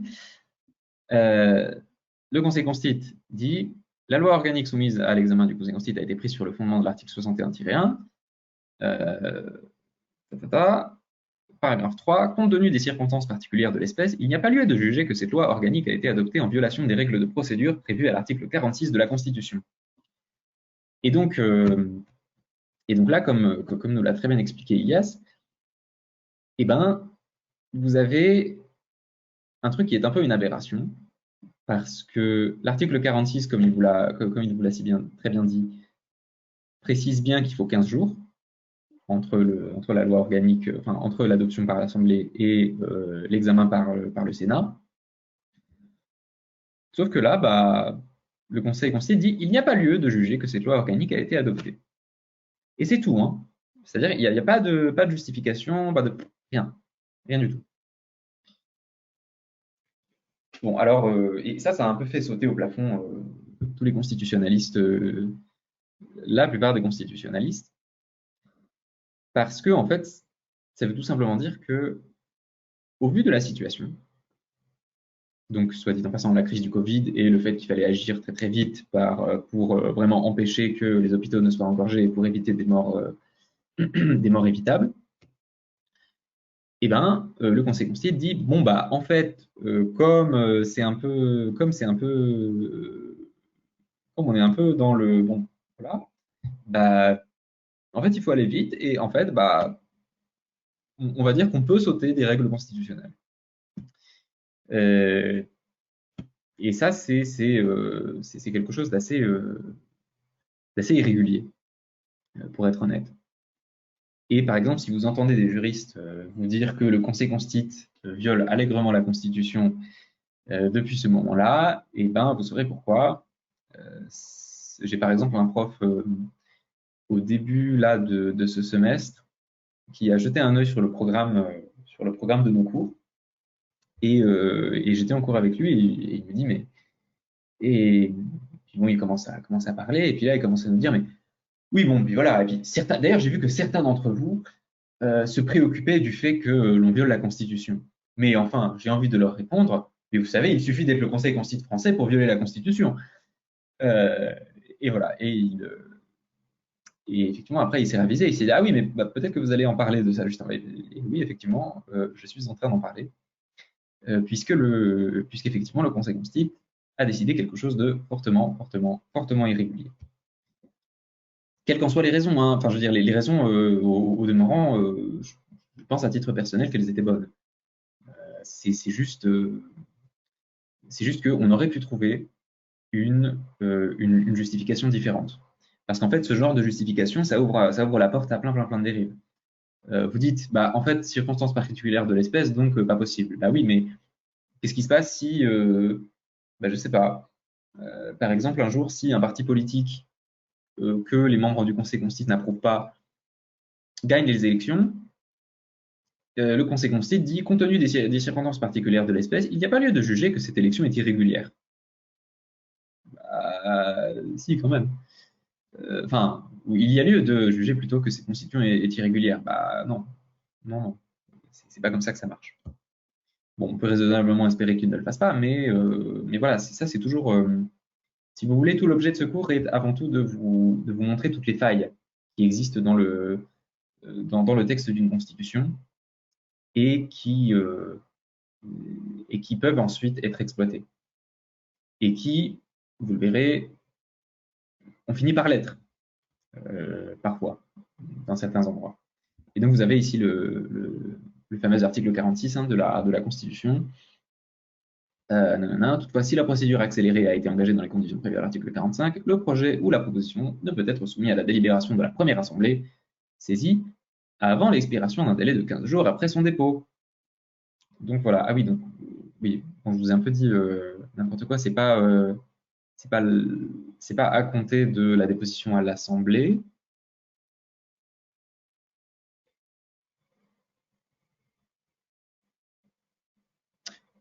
Oui, c'est ça. Donc c'est pas une question de Sénat ou d'Assemblée nationale, c'est juste une question de dépôt, puis de délibération sur cette loi. Donc c'est vraiment le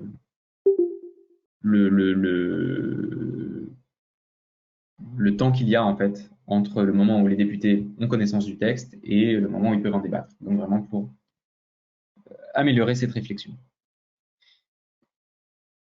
Bon, et vous? Question un peu provocatrice, mais vous, comment faites-vous pour violer la Constitution?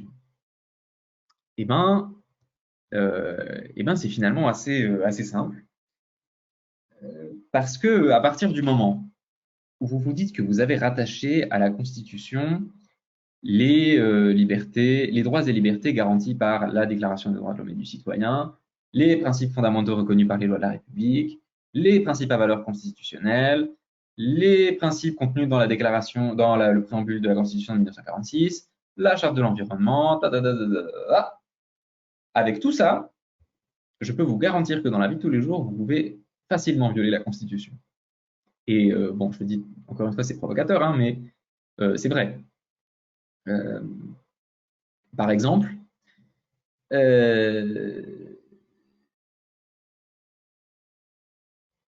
là, vous avez, comme je vous le dis hein, dans ce petit paragraphe d'introduction à cette partie, le Conseil constitue a développé le droit constitue en accroissant le nombre de principes constitutionnels. Donc, c'est-à-dire, comme je vous l'ai dit hein, au début du cours, ce sont des éléments que découvre le Conseil constitue, mais qui ne sont pas dans la lettre de la Constitution. Par exemple, le principe de liberté d'association. Le principe de liberté d'association, dans sa décision de 1971, le Conseil constitutionnel se fonde sur une loi. Et j'insiste, hein, sur une loi, pour dire qu'il y a un principe constitutionnel. Et en particulier sur la loi de 1901 sur le contrat d'association, qui nous permet à tous aujourd'hui, si jamais on se met à deux, hein, pas besoin d'être plus pour faire une asso. Vous êtes deux, vous faites une assemblée générale à deux, ça reste une assemblée générale, vous faites, vous adoptez des statuts, donc des statuts, c'est-à-dire des règles qui régissent le fonctionnement de votre association. Vous faites un procès verbal, donc vous retranscrivez tous les débats qu'il y a eu entre vous et votre copain, et ensuite vous le déclarez à la préfecture. Et c'est tout. Et vous avez créé une nouvelle personne morale. Donc une personne, c'est-à-dire quelqu'un qui peut ouvrir un compte bancaire, qui peut agir en justice, qui peut, je ne sais pas moi, avoir la garde de quelqu'un, plein de choses, qui peut posséder des objets. Enfin, c'est monumental tout ce que vous avez le droit de faire quand vous êtes une personne morale. Donc voilà, faites des associations. La Constitution, ou plutôt les principes fondamentaux reconnus par les lois de la République, vous garantissent le fait de créer une association. Et donc, parmi, par exemple, ces principes à valeur constitutionnelle, vous avez, par exemple, je ne sais pas,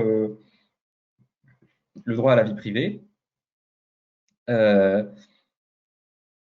Et là, attendez, ah oui, voilà, et donc le principe d'égalité. Bon, le principe d'égalité, je vois ça juste après. Mais par exemple, le droit à la vie privée, ça c'est un principe qui est reconnu par le Conseil constitutionnel et qui est un peu tiré en fait de la Déclaration des droits de l'homme et du citoyen, parce que la Déclaration des droits de l'homme dit bon chacun a droit à une vie familiale normale, quelque chose comme ça.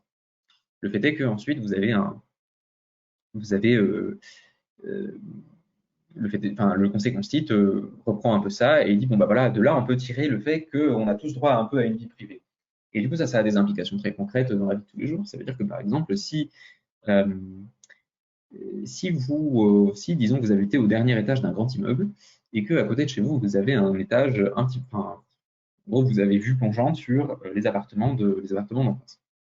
Vous passez toute la journée, parce que vous êtes un énorme pervers ou une énorme perverse, à regarder avec des jumelles l'appartement de votre voisin ou de votre voisine que vous trouvez vraiment très sexy et qui vous plaît énormément, bah,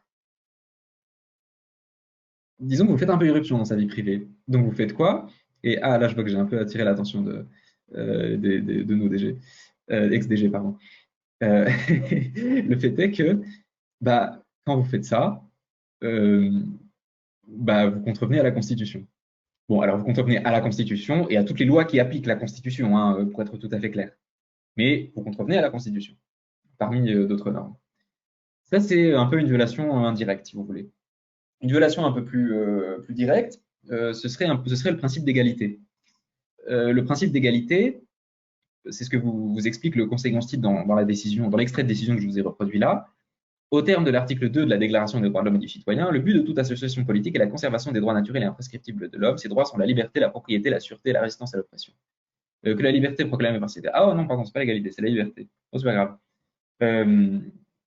La liberté, donc, à partir du moment où vous enfermez quelqu'un contre son gré, bah, c'est pareil, vous contrevenez à la Constitution. Diapo suivante. Ah oui, donc ça, c'est la liberté d'association dont je vous avais parlé. Donc ça, c'est une décision qui est très drôle parce que, mais je vais y venir juste après. Par exemple, pour ce qui était du principe d'égalité, à partir du moment où vous êtes une association, par exemple, et vous excluez quelqu'un de l'admission à cette association, bah, sur des fondements, disons, vous avez le droit de ne pas accepter quelqu'un. Mais par exemple, vous n'avez pas le droit de ne pas accepter quelqu'un parce que, par exemple, vous êtes trop dans l'association. Ça, c'est pas possible. Vous n'acceptez pas quelqu'un dans l'association parce que, par exemple, vous avez, je sais pas, l'association ne concerne que les habitants d'un quartier. Ça, c'est possible. Et c'est marqué dans les statuts. Par ailleurs, si ça a des applications très concrètes dans le droit au logement. Enfin, le droit au logement. Il y a un droit au logement, mais c'est pas tout à fait la même chose. Mais par exemple, quand vous allez voir quelqu'un qui veut louer son logement, et vous lui dites, moi je le veux. Du coup, la personne en question vous regarde, vous dit, ah oui, d'accord, très bien. Donc, imaginons qu'elle fait une série de visites. Donc, vous visitez l'appartement, une autre personne visite l'appartement, une troisième, une quatrième, une cinquième. Bon, voilà. Vous êtes 10 à vouloir l'appartement. Si la personne en question vous envoie un mail un beau jour, ou une lettre, ou n'importe quoi, et elle vous dit, en fait, je ne vous loue pas l'appartement à vous, mais parce que vous êtes une femme. Et ça, je rigole pas, c'est arrivé à quelqu'un que je connais.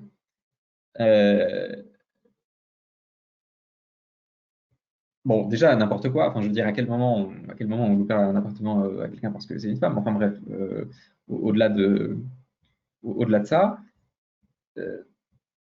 c'est mais totalement anticonstitutionnel. Et là, pour le coup, il y a une application directe de ce principe constitutionnel d'égalité. Tout simplement parce que, à partir du moment où vous avez des personnes qui sont dans des situations semblables, donc là, typiquement, vous qui allez acheter votre appartement, et que bah, vous vous retrouvez dans la situation où on vous refuse cet appartement, pas parce que vous n'avez pas les conditions de salaire, qu'on pense que vous n'allez pas le payer, etc. Non, non, parce que vous, en raison de votre, et en droit, on le dit encore comme ça, de votre sexe, ça n'est pas possible. C'est totalement, enfin voilà, c'est totalement irrégulier. Bon, je ferme ce chapitre sur l'égalité pour vous raconter un peu une histoire, mais une histoire un peu drôle, qui m'est arrivée. C'est-à-dire qu'en fait, j'étais en master, non n'importe quoi, j'étais en troisième année de licence et j'étais à la présentation d'un master. L'association de ce master est intervenue et le président de l'association nous dit, alors voilà, bah, écoutez, nous on est très contents de vous avoir ici, voilà, si jamais vous êtes pris dans ce master, bah, c'est super. Et soit dit en passant, l'adhésion à cette association est obligatoire. Là, je vous avoue que je vous mets cette décision parce que c'est de ça que je parle maintenant. Là, dans ma tête, j'ai eu un espèce de petit bug. Et puis bon, je rentre chez moi après, et puis je regarde un peu mes textes et tout, et puis bon, je tombe sur cette décision-là que j'avais vue en cours précédemment. Et je me dis, mais c'est pas possible. C'est complètement anticonstitutionnel. Et de fait, c'est complètement anticonstitutionnel. Vous ne pouvez pas obliger quelqu'un à adhérer à une association. C'est pas possible. Sauf dans des cas très particuliers, comme par exemple les associations de chasseurs, où en fait les associations jouent un rôle de service public, si vous voulez. Ça fait que vraiment vous avez les associations ont un registre qu'elles transmettent au pouvoir public, ce qui permet au pouvoir public de voir combien il y a de chasseurs et comment bien réaliser le contrôle de la chasse. Bon, ça c'est une chose. Je vous ai mis en fait cette décision parce qu'en fait elle est assez drôle. Donc c'est une décision qui traite de la liberté d'association. Si vous voulez, vous pouvez recopier le numéro de la décision, vous l'entrez sur le site du Conseil constitutionnel et ça vous la sort directement. Et vous allez voir qu'il y est dit exactement la même chose que ce que je vous dis là. Le fait est que je vous ai mis celle-là pour vous montrer que le droit, en fait, il est un petit peu multiple en France, même si on dit que la République est une et indivisible, parce que, notamment en Alsace-Moselle, en fait, comme ce sont des territoires qui, à un moment, n'ont pas été dans la République, enfin, qui y ont été, puis qui n'ont pas été, puis qui ont re-été, vous avez un droit un peu dérogatoire, parce que vous avez le droit allemand, en fait, qui s'est appliqué là-bas pendant un certain temps, et on a voulu, en fait, normaliser, si vous voulez, le droit dans ces territoires-là, mais bon, finalement, on s'est dit, bah, écoutez, le mieux, c'est de laisser ça comme ça, parce qu'au fond, la population y est attachée. Ce qui s'est passé, c'est que, du coup, on a traduit toutes les lois, sauf que, bah, on en a oublié encore quelques-unes. Et par exemple, là, vous avez une décision dans laquelle le Conseil constitue, en toute, de façon tout à fait normale, il vous dit, considérant qu'au terme de l'article 100F du Code des professions applicables dans les départements du Bas-Rhin, du Haut-Rhin et de la Moselle, Gewerbeordnung, 2 points. Als Mitglieder gehören der Innung alle diejenigen an, welche das Gewerbe, wofür die Innung errichtet ist. Bref, le fait est qu'il commence à vous parler en allemand. Et bon, moi j'avais trouvé ça assez drôle quand j'avais eu affaire à cette décision, parce que c'est vrai que quand vous avez l'habitude de lire ces décisions, vous avez du français et du très bon français en général, mais pas de l'allemand. Et donc voilà. Donc, bon, le fait est que le Conseil constitue a jugé ces lois contraires à la Constitution parce qu'elles contrevenaient au principe de liberté d'association et aussi parce qu'elles contrevenaient à l'article, je crois, 2 de la Constitution qui est la langue de la République et le français. Parenthèse fermée, je passe au sujet un peu plus piquant, c'est-à-dire un peu plus actuel, qui concerne davantage l'Union européenne. Alors, oui, alors attendez, juste avant de passer à ça, est-ce que j'ai été clair sur tout? Et est-ce que vous avez tout compris? Et est-ce que vous avez des questions?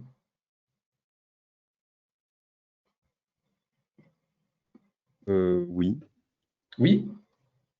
Si la Constitution elle est applicable, enfin si on peut juger de la constitutionnalité d'actes juridiques privés, Ouais. qu'est-ce qui se passe quand un acte privé est anticonstitutionnel et qu'il est jugé tel par la justice compétente, je ne sais pas ce que c'est. Est-ce qu'il y a une sanction qui est possible? Donc, est-ce qu'il y a un droit pénal constitutionnel ou une partie du droit pénal qui relève de la Constitution, ou il se passe juste rien? Non, très bonne question. Très bonne question parce que c'est vrai que ça pourrait éventuellement exister, enfin, on pourrait l'envisager, mais non. Il n'y a pas de droit pénal spécifique aux atteintes à la Constitution, qui a trait aux atteintes à la Constitution. Ce qui se passe en général, c'est que vous avez tous les principes constitutionnels dont on pense que à partir du moment où on pense que l'atteinte à certains principes est très grave, on va le transcrire sous la forme d'une norme pénale. En droit pénal, vous allez avoir, par exemple, il est interdit de discriminer, voilà, toute discrimination est punie de tant d'années d'emprisonnement et de tant d'euros d'amende. C'est une transcription, enfin c'est une application plus concrète d'un principe mis en place par la Constitution. Mais, en fait, quand vous attaquez une décision d'ordre privé, vous pouvez l'attaquer de différentes façons.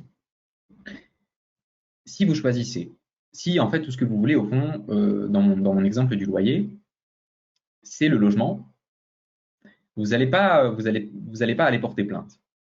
Pourquoi? Parce que porter plainte, c'est aller dire au procureur de la République, attention, cette personne-là a contrevenu aux règles du droit pénal.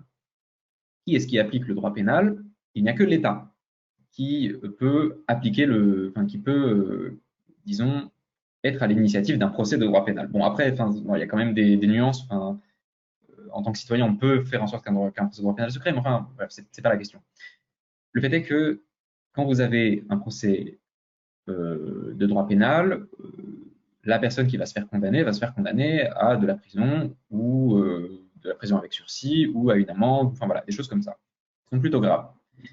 Du coup, la conséquence, c'est que cette personne va se retrouver un peu mal dans la suite de sa vie et potentiellement qu'elle n'aura plus les moyens de vous louer son appartement. Donc la solution, en fait, c'est de ne pas l'attaquer au pénal, mais au civil. Civil, ça veut dire que vous allez aller devant le tribunal vous-même, avec votre avocat de préférence. Hein. Vous dites, alors, telle personne a refusé machin, je me fonde sur la Constitution pour dire qu'elle n'en avait pas le droit. Bon, la façon maligne de le faire, c'est pas en vous fondant sur une seule règle, hein, sinon voilà, c'est un petit peu mettre tous ses œufs dans le même panier et c'est jamais très très sûr. Mais bon, imaginons que vous le faites comme ça, imaginons que c'est le cas, imaginons que vous pouvez le prouver, terminé. Le juge, tout simplement, annule cet acte de droit privé et va forcer la personne en question à refaire toute la procédure de sélection, à vous indemniser, vous, parce que vous y avez perdu du temps et de l'argent, déjà à contester son acte anticonstitutionnel et à faire votre candidature pour avoir ce logement, etc. Et du coup, le juge force l'autre personne du coup à tout refaire et à vous payer une indemnité. Est-ce que ça répond à la question? Oui, très bien. Merci beaucoup. Parfait. Bah, merci à toi de la question. Pas d'autres questions? Ok. Alors, donc là, je passe un peu aux questions un peu plus de droit européen, parce que en fait, si vous voulez, tous ces principes-là, ils n'ont pas été découverts par le Conseil constitutionnel comme ça. Il s'est pas dit un jour, tiens, et si je faisais la liberté d'association, ou tiens, et si je faisais le principe d'égalité. C'est en fait des principes qui déjà ont été imaginés notamment par les révolutionnaires français en 1789, d'accord, mais ils n'ont jamais été appliqués tels quels à travers une application directe de la Constitution. C'est simplement que il y a plein de de textes internationaux qui les ont adoptés. Et ça, c'était l'objet du cours de la semaine dernière d'Alexandre, qui vous a expliqué que avec la déclaration des droits de l'homme et du citoyen, vous avez ensuite plein de textes qui reprennent en fait ces mêmes termes. Donc, par exemple, vous avez la Déclaration universelle des droits de l'homme, qui, elle, n'a pas valeur contraignante. Mais attention, parce qu'en fait, elle inspire pas mal d'autres choses, comme par exemple la Convention européenne de sauvegarde des droits de l'homme et des libertés fondamentales, qui, elle, est contraignante. Tous les États qui l'adoptent. Donc, dans les États qui ont accepté cette convention, vous avez tous les États qui appartiennent à l'Union européenne, et la Russie, et la Turquie, et le Royaume-Uni, puisque le Royaume-Uni n'est plus parmi nous, si regretté soit-il, et la Norvège, et la Suisse, et bon. Donc vous avez finalement vraiment beaucoup de pays. Et par exemple, dans la Convention européenne de sauvegarde des droits de l'homme et des libertés fondamentales, vous avez par exemple le principe de propriété. Et vous avez aussi la liberté d'association. Et bon, voilà, plein de choses comme ça, qui en fait étaient déjà appliquées en droit interne en France par les juges ordinaires, donc au sommet desquels se situent la Cour de cassation et le Conseil d'État. Tout simplement que c'est juste que le Conseil constitutionnel, lui, n'avait pas la faculté de censurer des lois en fonction de cela. Mais les juges ordinaires le faisaient déjà, et notamment à partir en fait de 1900. Alors déjà, pardon, ils le faisaient déjà pour les actes de droit privé et pour les actes réglementaires. Ils ne le faisaient pas pour les lois. Ils ont commencé à le faire pour les lois à partir du moment où le Conseil constitue a commencé à censurer les lois en se fondant sur ce que je viens de vous expliquer, c'est-à-dire tout ce qui est liberté fondamentale et droits fondamentaux. Et en fait, en 1975 notamment, vous avez la Cour de cassation qui fait un arrêt qui s'appelle l'arrêt Société des cafés Jacques Vabre. Je vais vous l'écrire dans le chat, parce que ça, je ne l'ai pas mis.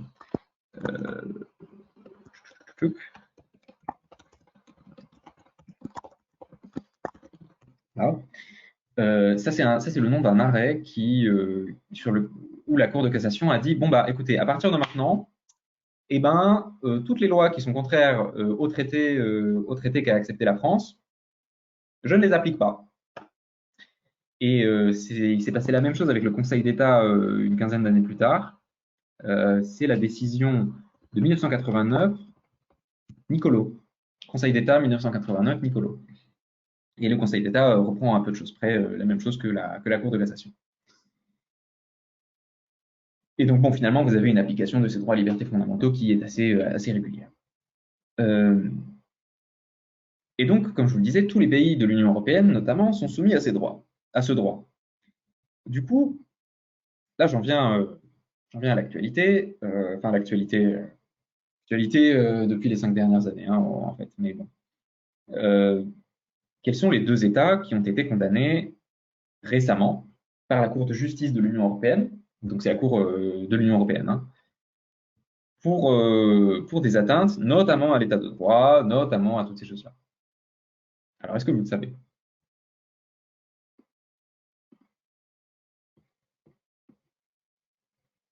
Bon, c'est facile, il y en a une, il y a son emblème sur la photo.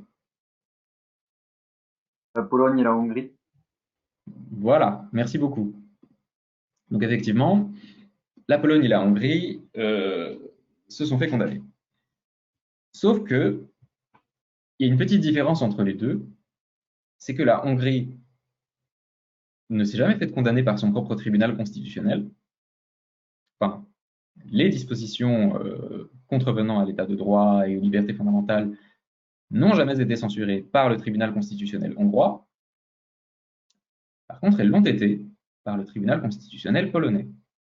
Pourquoi? Parce que en Hongrie, vous avez une majorité suffisante pour réformer la Constitution, donc il y a eu des réformes constitutionnelles. Par contre, en Pologne, vous n'en avez pas eu. Et du coup, j'aimerais faire pour terminer ce cours, un petit focus sur la Pologne, parce que, bon, entre autres choses, j'ai fait mon mémoire là-dessus l'an dernier, donc ça me tient à cœur. Et en particulier, je trouve que ça illustre vraiment bien ce sujet qui est comment on viole la Constitution et ce dont je vous ai parlé avec les failles. Parce que en fait, en Pologne, ce qui est arrivé, c'est qu'en 2015, vous avez eu le parti Droit et Justice qui est arrivé au pouvoir et qui est un parti un peu, disons, de droite, très très très à droite, un peu extrême droite. Bon, on a les opinions qu'on veut. Hein, moi, je suis pas là pour critiquer ces opinions. Mais le fait est qu'ils ont commencé très très tôt à vouloir prendre des normes législatives qui n'étaient pas conformes à la constitution polonaise. Le tribunal constitutionnel, assez logiquement, a commencé à les censurer, sauf que, alors même que la constitution polonaise est mieux ficelée de ce point de vue-là que la constitution française, on a fini par... Alors, ça veut dire que, en fait, au sein du tribunal constitutionnel polonais, ce pas des gens nommés par le président de la République, le président de l'Assemblée, le Sénat, sans condition de diplôme, sans nanana, qui sont nommés. Parce qu'en France, c'est le cas. Hein, ça veut dire que vous pouvez ne jamais avoir fait de droit dans votre vie, vous pouvez être nommé au Conseil constitutionnel. Il suffit juste que le président de la République se dise « Ah oui, tiens, lui, il est bien ». Bon, il y a un peu une procédure derrière, mais à peu de choses près, c'est vraiment ça. En Pologne, c'est pas le cas. En Pologne, il faut que vous soyez soit professeur de droit, soit avocat, soit juge. Et donc vous avez les membres du tribunal constitutionnel polonais qui ont fini par, qui ont censuré toutes les dispositions qui contrevenaient à la Constitution. Et finalement, en fait, ce qu'a fait le parti au pouvoir, c'est qu'ils se sont mis à produire plein de lois, et finalement à noyer le tribunal constitutionnel sous cet afflux de lois.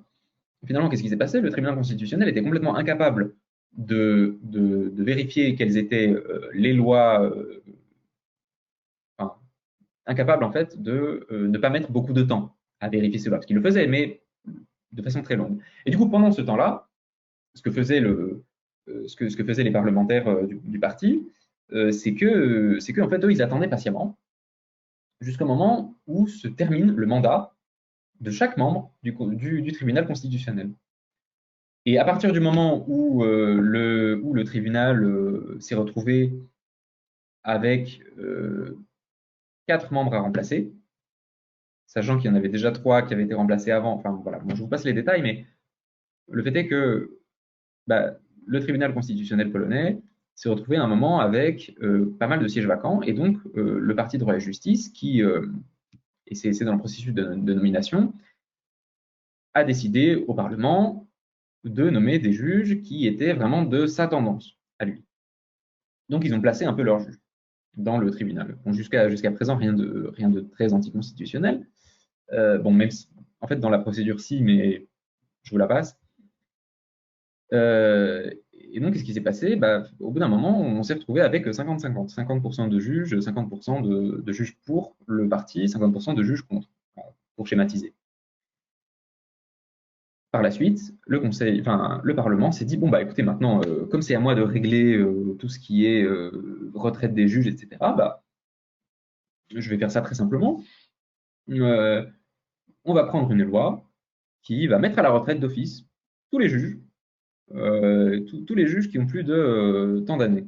Et oh surprise, ce n'étaient que les juges qui étaient contraires un peu, enfin qui n'étaient pas pour à 100% pour le parti. Et donc qu'est-ce qui s'est passé? Ils les ont mis à la retraite. On s'est retrouvé dans la situation un peu ubuesque où certains juges, en fait, dont la présidente, non, pardon, le président du tribunal, ne voulait pas sortir ne voulait pas se mettre à la retraite parce qu'ils en avaient le droit, disait-il, et je pense qu'ils avaient raison. Et où, en fait, le parti droit et justice et le gouvernement ont décidé d'escorter, de donner une escorte policière aux juges qu'ils avaient nommés eux, en remplacement de des autres juges qu'ils avaient mis à la retraite, pour qu'ils puissent accéder tranquillement aux locaux du tribunal constitutionnel. Et donc c'est un peu comme ça que le parti droit et justice a fait un hold-up sur, enfin, si je puis dire, sur le tribunal constitutionnel. Ce qui fait maintenant que c'est l'interprétation promue depuis pas mal d'années par ce parti qui aujourd'hui est l'interprétation officielle de la Constitution. Et ça, c'est terrible parce que, si vous voulez, il y avait une interprétation qui était constante depuis les années 90 et l'adoption de la nouvelle Constitution polonaise, qui aujourd'hui est complètement remise à anéantie. Et ça fait que, pas mal de choses comme ça qui sont problématiques, comme par exemple le fait que maintenant par exemple, depuis ces réformes, on a pris d'autres réformes qui font que tous les juges polonais peuvent avoir affaire au pouvoir disciplinaire, en gros, du Conseil national de la magistrature, Conseil national de la magistrature, qui lui-même a été soumis au contrôle du parti au pouvoir. Concrètement, ça veut dire que le parti au pouvoir peut renvoyer les juges du moment qu'ils jugent mal, enfin selon eux ils jugent mal. Ce qui contrevient complètement à la séparation des pouvoirs, ça c'est un principe aussi. Et donc, par exemple, vous avez un juge comme ça qui a jugé, qui a osé poser une question préjudicielle à la Cour de justice de l'Union européenne. Donc, ça veut dire qu'il a posé un avis, enfin, il a demandé l'avis de la Cour de justice de l'Union européenne sur l'application que lui, il devait faire, enfin, sur l'interprétation qu'il devait faire d'une loi en particulier conformément au droit de l'Union européenne. Le parti droit et justice a dit, ah bon, tu as osé faire ça, tu sais quoi, on va te renvoyer dans un petit patelin et tu vas juger là-bas. Et c'est ce qu'ils ont fait. Et c'est là où ils jugent aujourd'hui, depuis 3 ou 4 ans.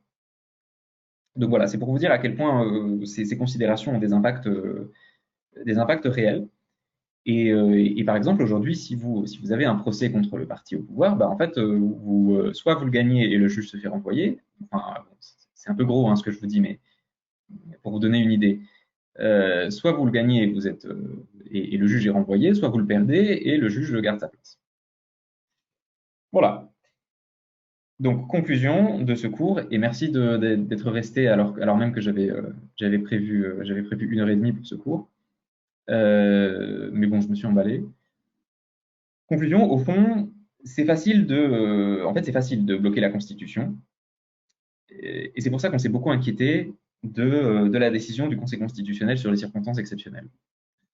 C'est pour ça aussi qu'on s'est beaucoup inquiété quand De Gaulle a dit une constitution, ça s'interprète.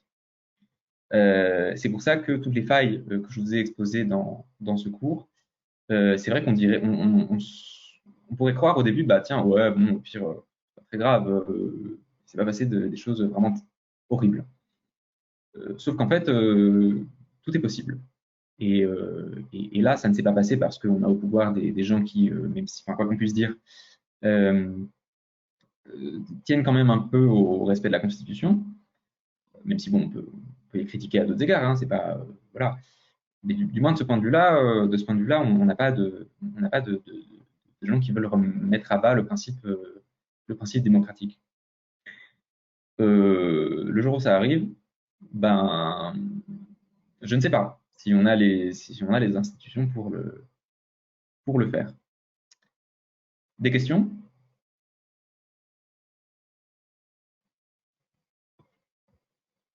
Non, c'était trop solennel comme fin de cours. Bon, bah écoutez, en tout cas, bah, moi je vous remercie pour votre attention. C'est toujours un plaisir de faire ces cours. Et voilà. Et en tout cas, je vous invite très, très chaleureusement à participer au cours suivant, qui lui sera assuré par Benjamin, si je ne m'abuse, qui vous fera du droit des finances publiques. Voilà. À la prochaine. Et n'hésitez pas à Merci. nous envoyer vos remarques par mail. Au revoir. Au revoir. Merci beaucoup. Au revoir. Merci beaucoup. Au revoir.